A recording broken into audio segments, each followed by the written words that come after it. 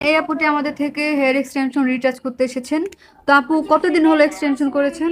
আপু মাত্র 4 দিন হলো এক্সটেনশন করাইছি, খুবই বিপদে আছি, মানসিক কষ্টে আছি। মাত্র 4 দিন হলো আপু এক্সটেনশন করছেন, তো এখনই আপু চলে এসেছেন যে রিটাচ করার জন্য। তো দেখতেই পারতেছেন আপু হেয়ারের অবস্থাটা কি।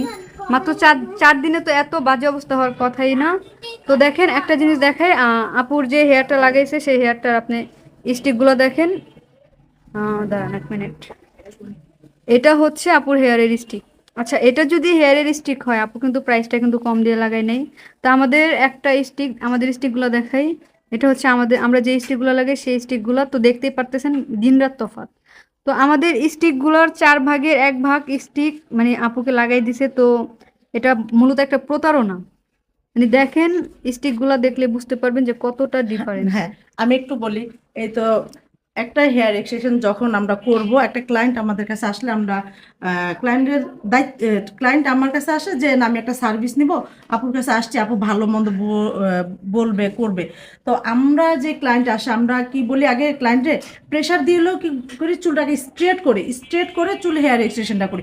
এখন এই যে যে আপুর চুলটা হেয়ারটা কেমন লাগতেছে, আপু কিন্তু সবচাইতে কষ্টজনক ব্যাপার হলো কি যে চুলটা ছোট লং করছে, জাস্ট অ্যাডজাস্ট থাকবে, দেখতে ভালো লাগবে।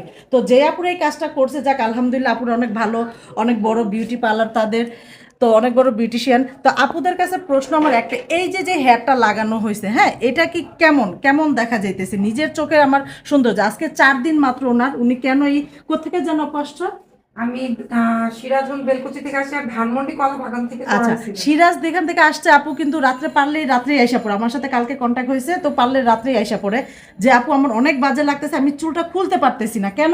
যে দোতলা একটা বিল্ডিং এর মতো কেমন, নিচে কয়টা চুল লং আর উপরে এই অবস্থা। তো আমরা একটা ক্লায়েন্ট আসলে কি বলি যে আপু তোমার চুলটা আমার হেয়ার স্ট্রেট করতে হবে, দেন তারপরে হেয়ারটা লাগাতে হবে, কারণ নিচের হেয়ারটা আমাদের স্ট্রেট থাকে, আর এই চুলটা যদি স্ট্রেট না থাকে তাহলে আমাদের দেখতে বাজে লাগে। তো আমাদের যে অবশ্যই পেজে আপুরা তোমরা দেখো যে আমাদের পেজে যে চুলের কাজগুলি আমরা করি প্রতিনিয়ত, ওগুলি আমরা কি করি, আগে যে সবারই কাল চুলটাই বেশি থাকে, কাল চুলটা আমাকে স্ট্রেট করি, দেন তারপরে হেয়ারটা লাগে, তাহলে কি হয় চুলটা অ্যাডজাস্ট হয়ে যায়। আর এখন কেমন হয়েছে, আপুর চুলটা মনে হইতেছে যে আলগা যে লাগাইছে, এটা একটা বাচ্চা দেখলেও বুঝবে, কিন্তু এটা ঠিক না। পুরা দেখা গেছে যে 20,000 টাকা খরচ করতে পারবে, সে কিন্তু 2-3 হাজার টাকাও খরচ করা তার পক্ষে কোনো ব্যাপারই না। বাট এটা কিন্তু এটা আমার একটা কি যে আমি বলে নিব ক্লায়েন্টে যে আপু তুমি আর আলাদা 2,000-3,000 চার্জ দিতে হবে, তোমার চুলটা স্ট্রেট করতে হবে, নাহলে ভালো লাগবে না।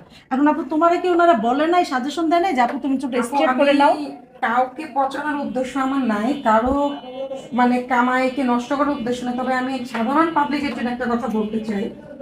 ওনারা ব্যবসা করুক, ওই